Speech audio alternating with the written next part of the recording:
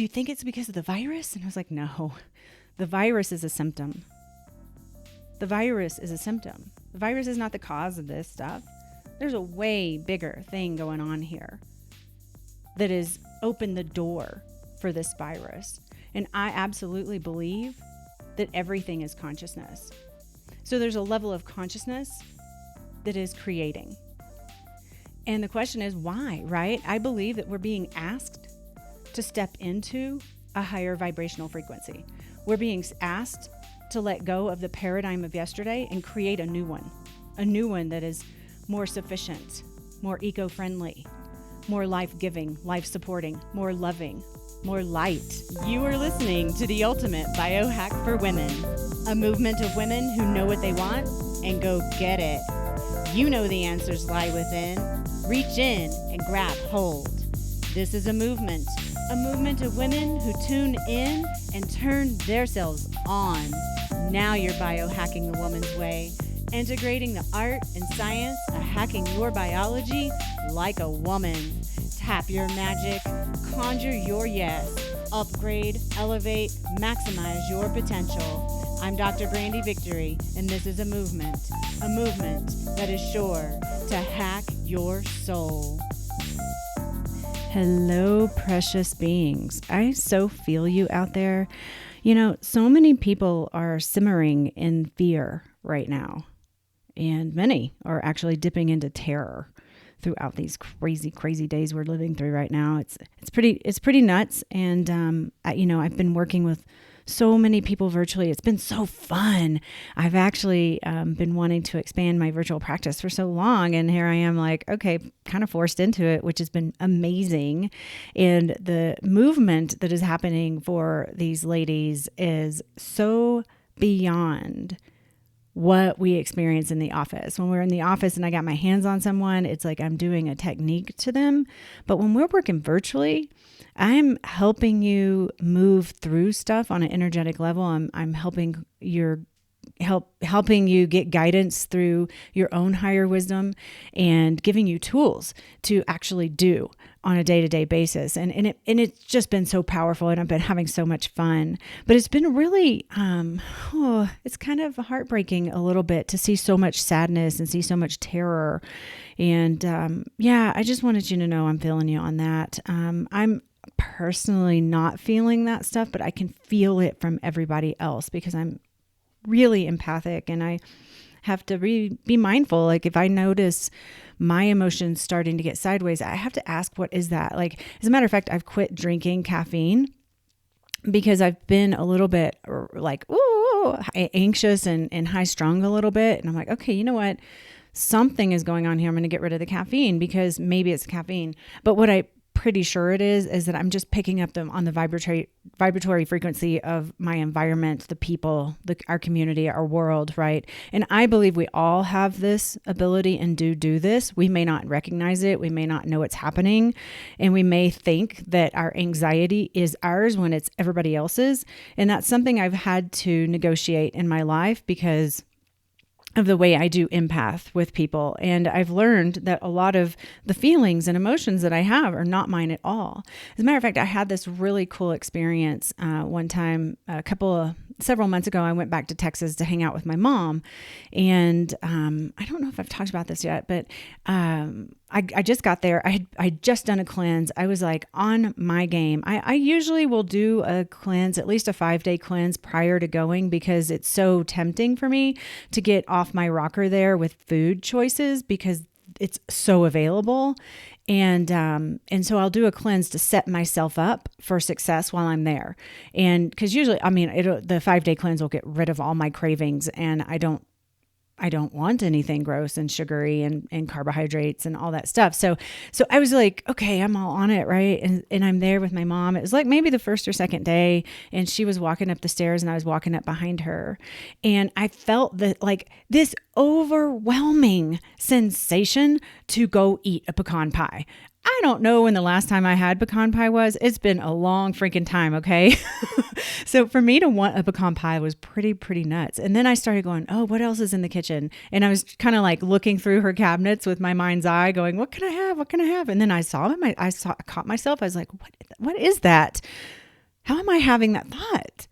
That's not my thought. And it was because I was walking behind her up the stairs that I was picking up on her thoughts. And it came to fruition that when we would go out in public, we would go to a store, or we would go to a restaurant, or we go anywhere that had an option for sugary foods. She would be like, oh, look at that. Oh, I want that. Oh, should we get dessert? Oh, sugar, sugar, sugar, sugar, sugar. And I was like, okay, my point is proven.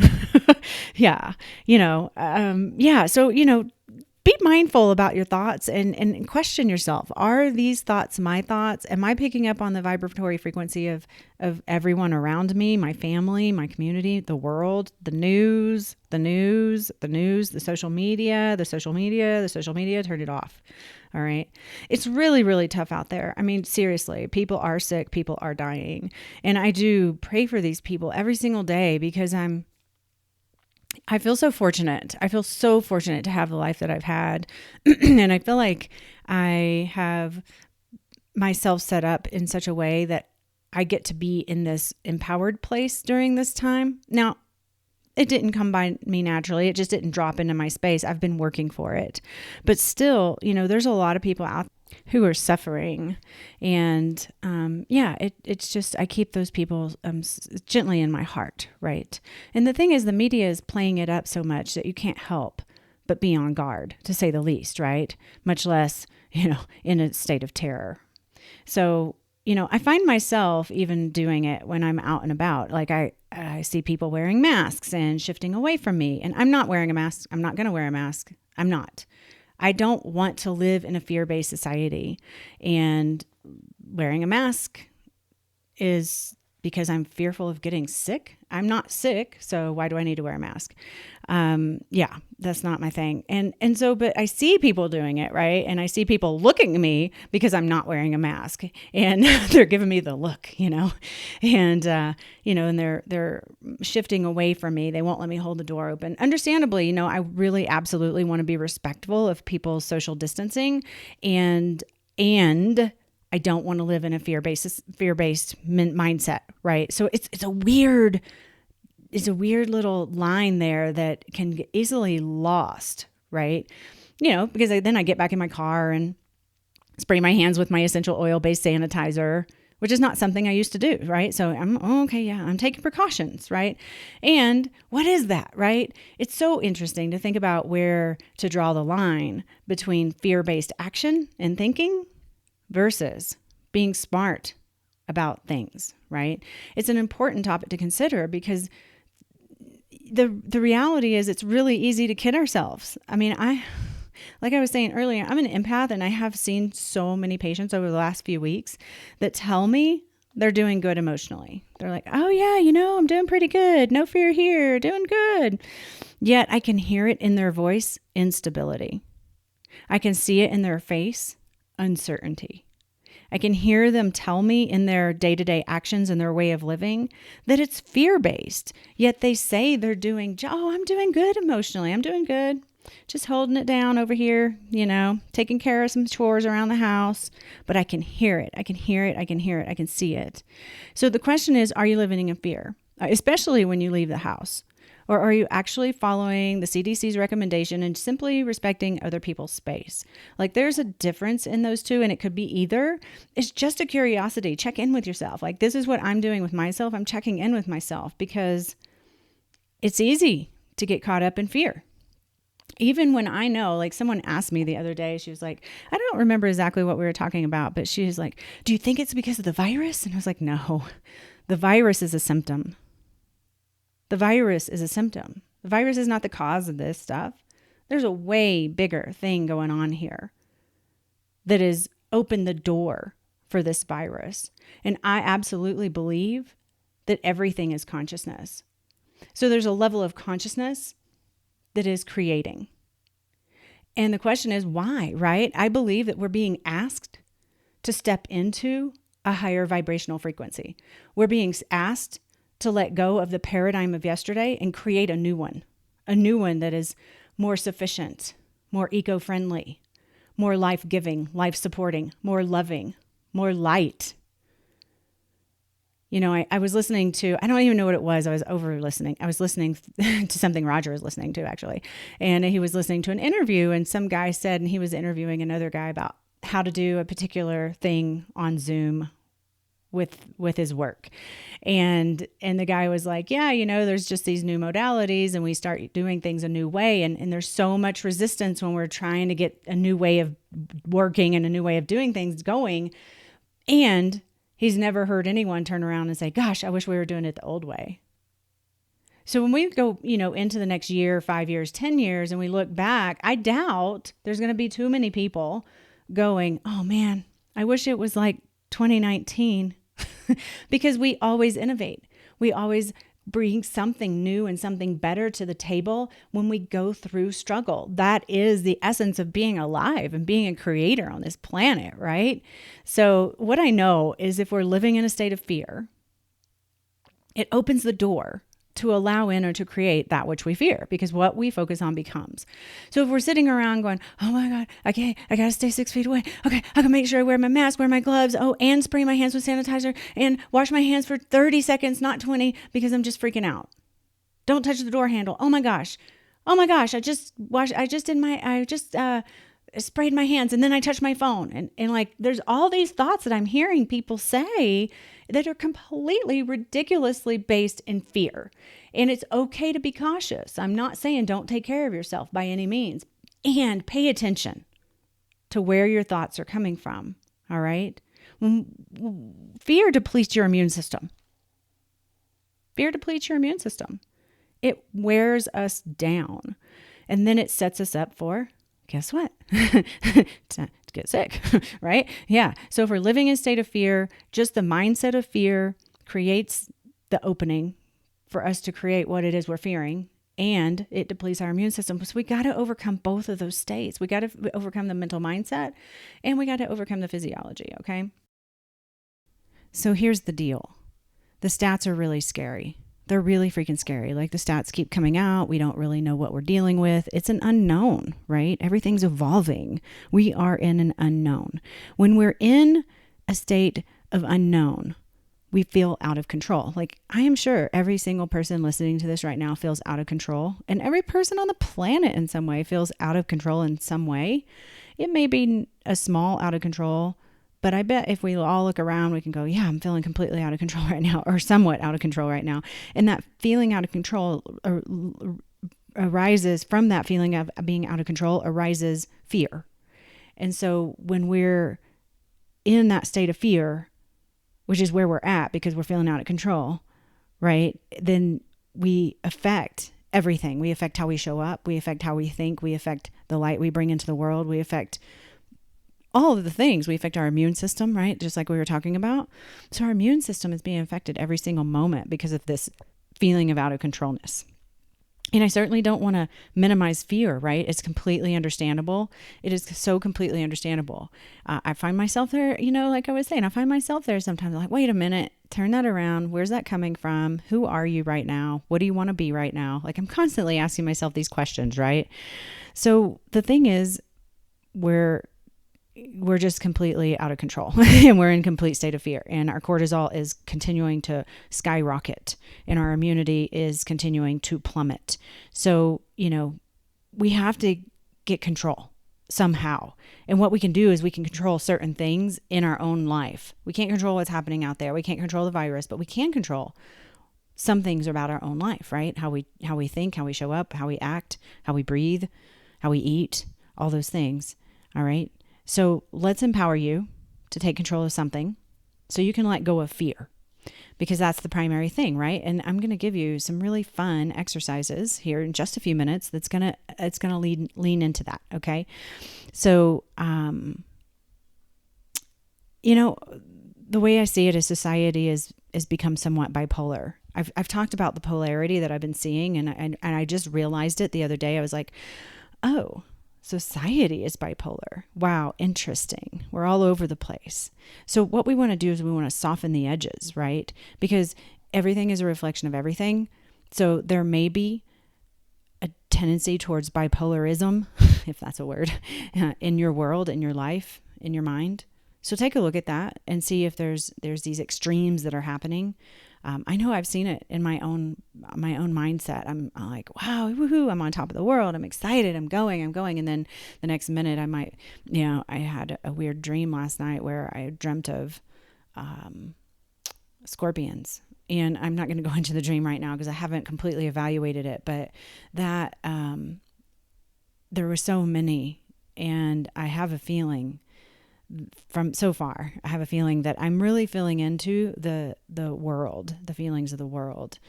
And Scorpion is about birth and death and rebirth.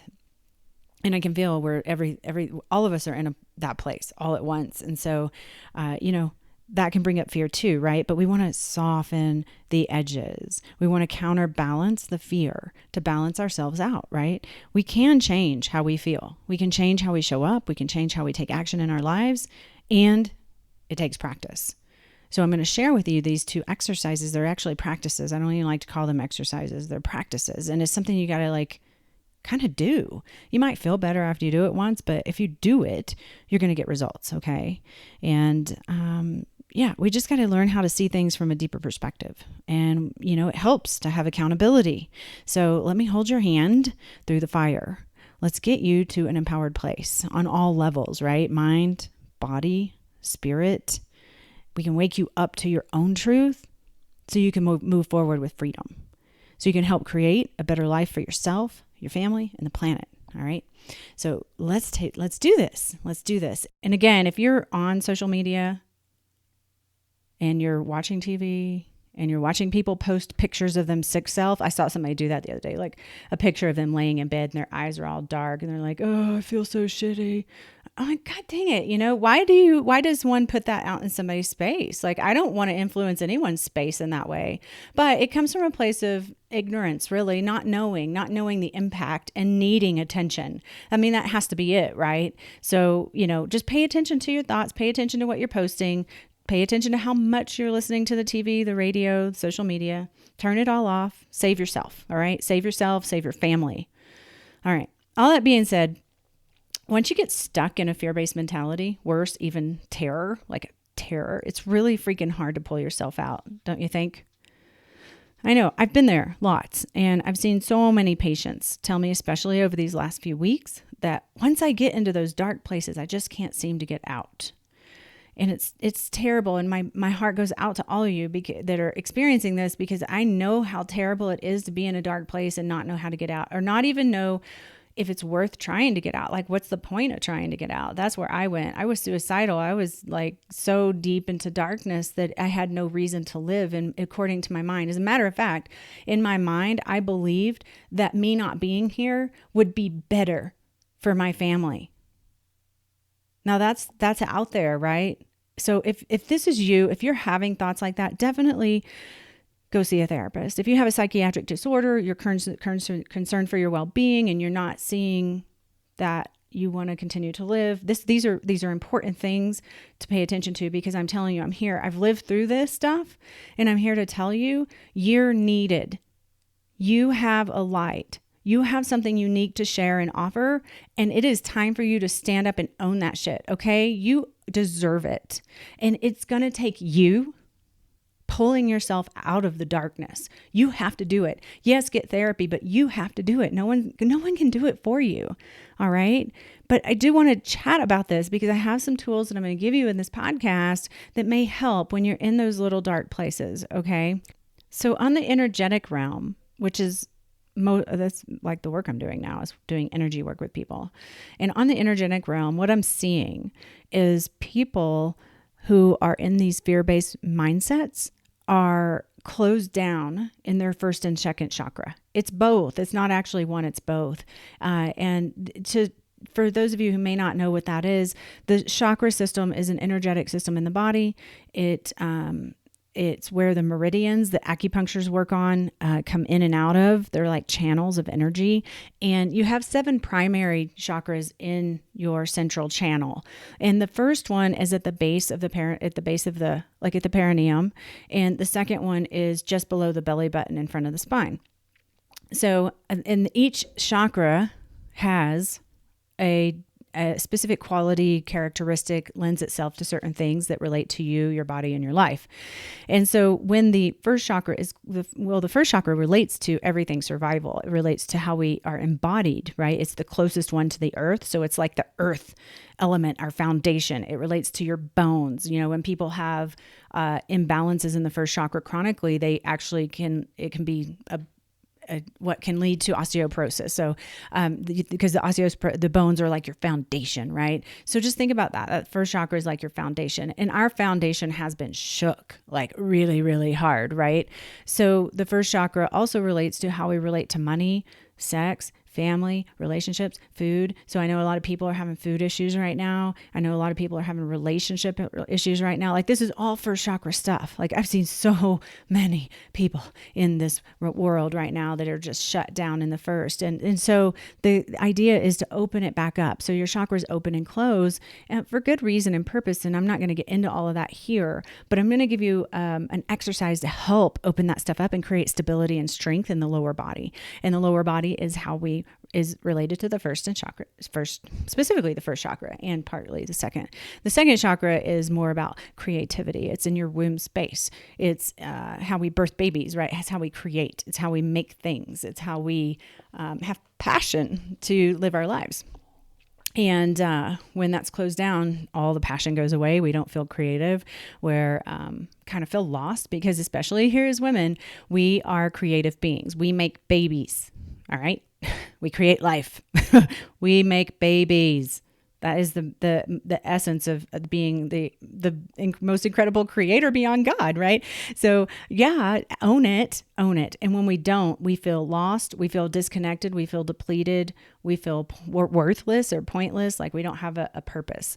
So what we're going to do is we're going to do an exercise. I'm going to walk you right through this. It's called the triangle illumination practice. I share this with my patients, and this is a practice we do in the Own Your Glow group coaching program as well. I offer a lot of different kinds of things like this, but I'm going to step you through it because then once you get it, you can just do this anytime. And it's really, really easy to open up your first and second chakra and create stability within yourself with this practice. All right. So triangle illumination practice, it relates to how you're standing.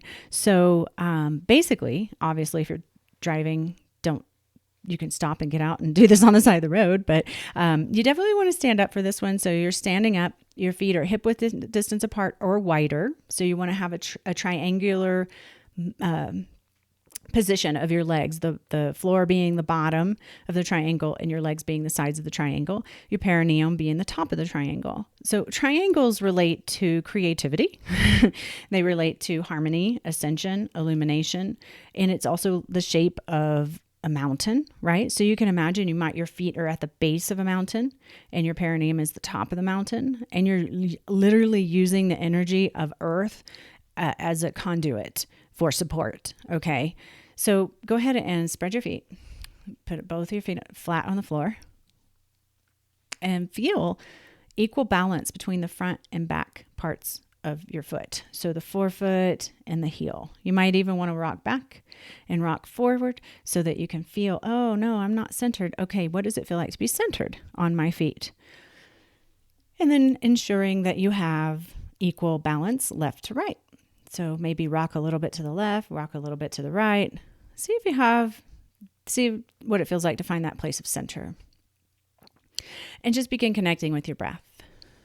It's a really easy practice here. Allowing your breath to be full and deep and long and expansive without trying too hard. Let your exhale be complete and releasing. And just continue feeling your breath deepen into your belly. Expanding the lower part of your back. Expanding the lower rib cages. Maybe even expanding at the pubic bone. And on your next inhale, imagine that both of your legs are straws. And on the right leg, you've got a vacuum that's sucking up energy from the earth And so you're going to inhale, you're going to breathe energy up from the earth, up through the right leg as if there were a straw inside it, up the central channel. Inhaling the breath all the way into the pelvic bowl. So the pelvic bowl, the base is at the perineum. The top is where you would put your hands when you say you put your hands on your hips. So that's the top of the bowl. And you want to allow the breath to fill that space up. And as you exhale, you're going to exhale down through the left leg, the central channel of the left leg. So there's a straw on it there, but it's sucking the energy down into the earth. So you're inhaling the energy up through the right leg, filling up the pelvic bowl completely, exhaling down the left leg, allowing your breath, your energy to exhale completely, wash down out through the left leg into the earth, and continue that cycle of breath. Inhaling up the right, filling up the pelvic bowl, exhaling down the left, releasing completely, inhaling up the right, filling up the pelvic bowl, exhaling, allowing it to all release down the left leg. So this is a cleansing process. So you can see that motion is kind of like a wave, energizing yourself through the right, releasing through the left.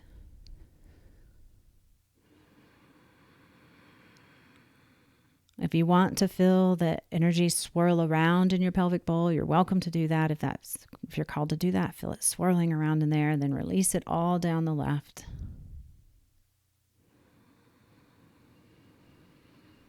And as you continue this practice, you may begin to notice some stimulation, some awakening in the perineum, in the first chakra, second chakra area, maybe just in the pelvic bowl generally, or the pelvic floor. It just feels like maybe a little tingling sensation or stimulation or awakening. Maybe it's just a little pinpoint. Maybe you don't feel it at all. That's okay. There's no right. There's no wrong. It's just the action that you're taking and the intention that you're having right now that influences this movement and this clearing and this opening. And that stimulation that you're feeling is opening. And if you've never really done work like this before, you may not feel it. And it just takes practice. So my invitation for you is to practice inhaling up the right, filling up the pelvic bowl, exhaling down the left. And I would recommend, a lot of times I will recommend doing practices throughout the day. And this I do recommend doing throughout the day, but this is one of those practices that you need to do when you're not doing anything else. Sometimes I say, oh yeah, do this while you're washing dishes, but don't do this. Don't do this particular practice while you're washing dishes. All right. This needs to be eyes closed, feeling the movement, letting it completely release, setting your intention, right? That you're inhaling up the right, filling up the pelvic bowl, turning on the first and second chakra, opening those girls up and letting it go down the left, clearing and cleansing any stagnation there as you release down the left. And just continue this practice. And then when you feel complete, maybe you do 10 rounds, maybe you do 20, maybe you do 2. I don't know. Whatever feels good for you is what you're doing. All right. And if you did that practice with me, I'm curious how you're feeling right now. Like, check in with yourself, close your eyes, check in with your body. What are you noticing? If you take a few steps around your room and feel into how things may have shifted, what are you noticing? Do you feel a little bit more solid? Do you feel a little bit more grounded? Do you feel a little bit heavier? That would all be normal, because when we're in our first and second chakras in this area of our body, we tend to feel heavier because we're more embodied, right? And that's what all the practices that I teach are about, is really being more embodied, because our power is in our pelvis, women. And most of us aren't living there on a day-to-day basis. So we go there when we want to have sex. We go there for, this or that, but we're not sometimes. I actually have seen so many women that are so disconnected from their pelvis that they have this really high-pitched voice, and everything they do and say and feel is from their heart up. And it's very interesting to watch. When I hear people talking like that, I'm like, oh, wow, interesting. We need to move some energy. We need to get you into your pelvis, mama. And usually as I inquiry some of these people, there's a history of trauma, of like sexual trauma or things like that. And so being in the pelvis is very scary. So, I'm still encouraging, no matter what your history is, to be in your pelvis. And if you need help with that, or you need therapy for that, or you need some more guidance on that, definitely get it. Okay. Because it's important to be in your pelvis, mama. All right. So let's go back to being in that kind of depressive, dark, terror, fear-based state, because so many of us are living there right now, right? And the question is, when you're in that place in the darkness, in the deep darkness, is there any part of you that doesn't want to be there? Is there any part of you that does not want to be in that deep darkness? Of course, most will say yes, right? Of course. If you're not saying yes, you go see a therapist now. But if you're like, well, of course, no, I don't want to be stuck in the darkness, but I'm stuck there, it seems, right? And that part that says, yeah, I don't want to be there. I know that there's light. I know that there's more to life than being in this shitty place that I've been in. That's the part of yourself that you need to be in relationship with every single day. Because that's the part of you that you're going to need to rely on when you're in fear and terror. When you're lost in the emotions and need a way to light your own path, you need you. You need that part of yourself who knows there's something more, who knows that there's a brighter future, who knows that there's a way to shift and change and improve the situation, and that you're not your fear, that you're not your terror. You're this higher vibrational being that is so much bigger than you even know and has so much power. And that's the part of yourself you have to be in relationship with every single day. Whatever you need to do every single day, be in relationship with that. I don't care what it takes. Have a conversation with it. Sit down and journal with it. Often one of my journaling practices is journaling with my higher self. And that's I'll write down like, oh man, I'm having struggle here and having trouble there. And then I let her speak.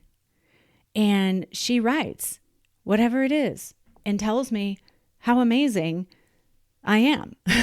And it's just a really beautiful practice that I've honed over the years to help me move out of my darkness. And so I'm just inviting you to really be in relationship with that higher part of yourself every day. Because when you're in the darkness, so many stories are going to arise. They're going to tell you there's nothing more, you can't get out, and all the stories, right? And maybe you even deserve to be there. And you have to do your best to query yourself, right? You have to ask the hard questions of yourself, and having guidance and support is so important. Like I didn't get out of bipolar manic depression all on my own. Okay. Just so you know, I had lots and lots of support. So, this is not something that I've done overnight by any means, but these are practices that I have continued to use throughout my life, because I never want to go back there, right? I never want to be in that darkness again. And I won't ever be in that darkness again because I don't have to. I know how to get out of that, right?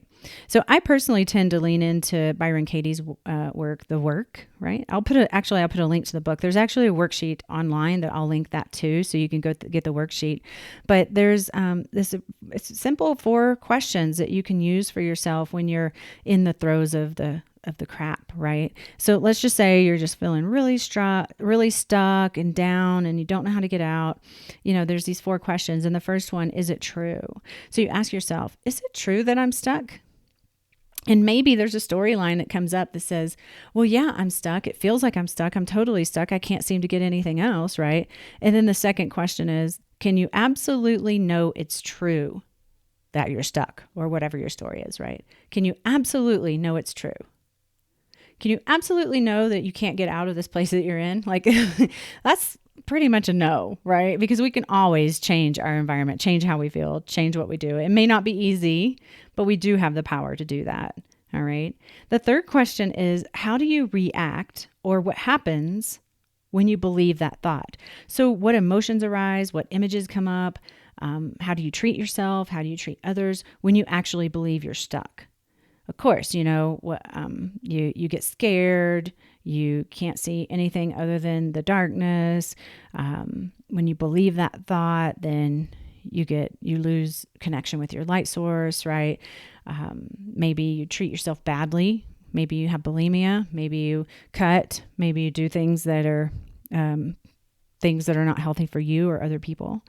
And then the fourth question is, and it's important, I think it's important to write this stuff down. Like, I would highly encourage you to take a pen to the paper and write this stuff down. If you're having a belief or a thought or something that's not supporting you, write these out.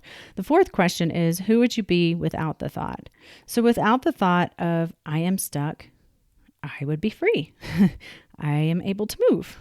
I can breathe and relax, right? And so you just write down thought after thought after thought. That's the opposite of what it is you're struggling with. All right. And then the most important thing, I think, or one of the most important things, is contemplate how each of these turnaround statements are truer than your original belief. You have to know that I am free, I am able to move, I can breathe and relax is more true than I am stuck. And so there's plenty of examples online of this kind of stuff, and you could actually get her book. I think it's called The Work, and learn how she actually does her coaching, because it's really beautiful and so powerful, right? But the thing is, you got to use that higher part of yourself that knows truth. That's truth with a capital T. That's that higher part of yourself who knows your truth, who knows that you're bigger than your fear, who knows that you're bigger than your terror, that can guide you out of the darkness. Like, this is a must, and you can't just turn it on. It's just like the little practice that I gave you. Yeah, that's handy when you're in a place of funkiness, but it's way more handy if you've been practicing it. That's why it's called the triangle illumination practice. When you practice something on a day-to-day basis and it's part of how you roll, when you get into the funky, you're going to be able to just like, oh, I know how to get out of this. Boom. And you'll just employ your practices because you're a pro at it. It's kind of like if you play tennis and you just started playing tennis, you're going to get out on the court and you're going to play with a professional. You don't have a chance. That's like because you haven't practiced, right? But if you practice every day and then you get on the court with a professional, you might have a chance, right? So it's the same thing with all of these practices. You in your energies work, and your space clearing work, and your chakra clearing work, and your mind-body connection work. It's all a practice. All right. So practice. All right. So my recovery from bipolar manic depression was a very long journey. And it was a journey of figuring out how to be in the middle. So in other words, a journey of figuring out how to not be manic and how to not be depressed. That was pretty crazy. It was a nutty craziness. I knew that my problem wasn't a lack of medication. And the doctors kept giving me more and more and more and more and more. And I kept getting fatter. I kept getting more chronic fatigue. I kept getting fibromyalgia. And I did not know how I was going to get out.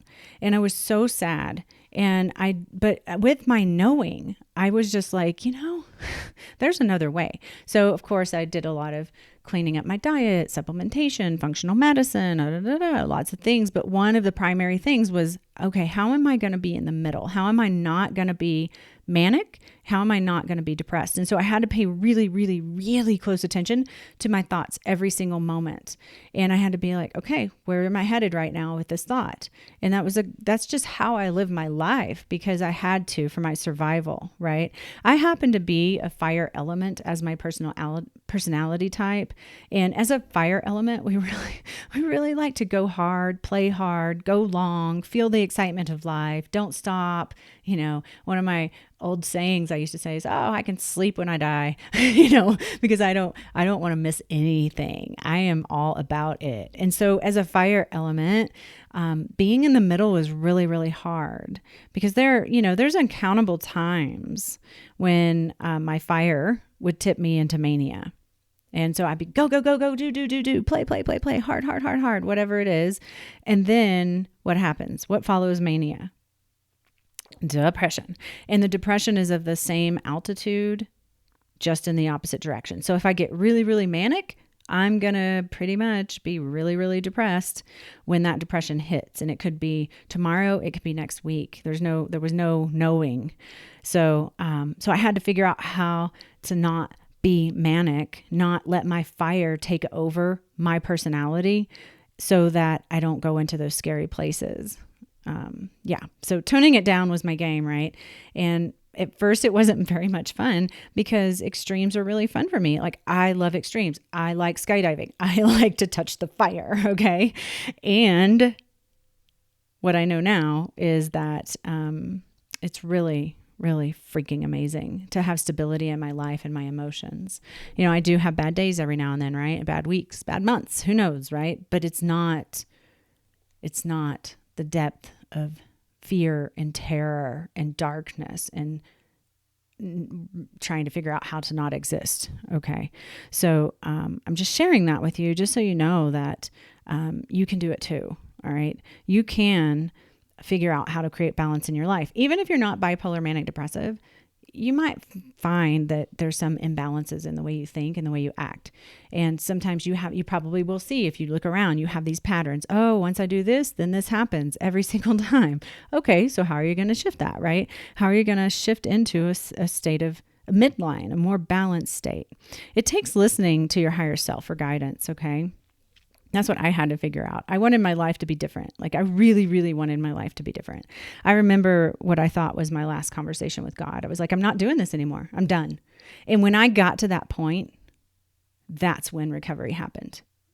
But you have to want it. You have to want it to be different. You have to want it to change. You have to want to not be in that place, because the wanting to be in another place, what you focus on becomes, right? I want to be in a brighter place. I want to be in a different lifestyle. I want to be in a different mindset. That has to be your full-on focus, and you have to work for it. It doesn't just show up. You have to work for it. You have to do the practices, but you can too. Right now, you can.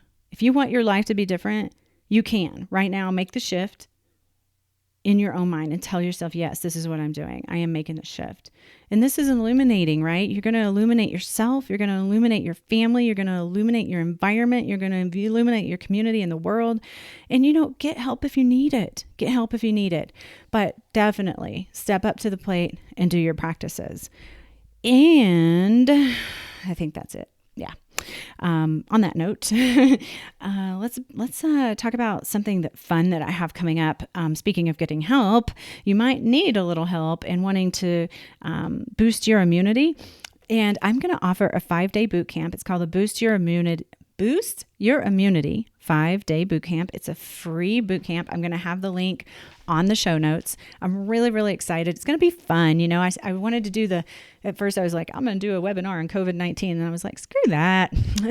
It's overdone. It's not as much fun. The real juice is getting ourselves turned up, connected to life, right? Immunity is a mindset and physiology, right? But most people are taking their vitamin C. And where most people have dropped the ball is their mindset. And so we're going to touch on both of those aspects of immunity in this 5-day boot camp. So if you want to shift out of fearfulness, if you want to move into a more confident you, and to really align your mind and body so you can be empowered in this situation, join the 5-day Boost Your Immunity boot camp. All right. Walk away even stronger. I will put a link to the show notes, and I hope to see you there. All right, ladies. Mwah! Thank you for listening to the Ultimate Biohack for Women. If you'd like to dive deeper with our tribe, join us on Facebook or Instagram. And if you'd like to help grow our tribe, share this episode with your friends. Let's bring this light to our community so that other women can know their true power and we can create a tribe together worth being in. This podcast is for information purposes only. Dr. Brandy Victory is not a medical doctor, and the views and statements expressed on this podcast are not medical advice.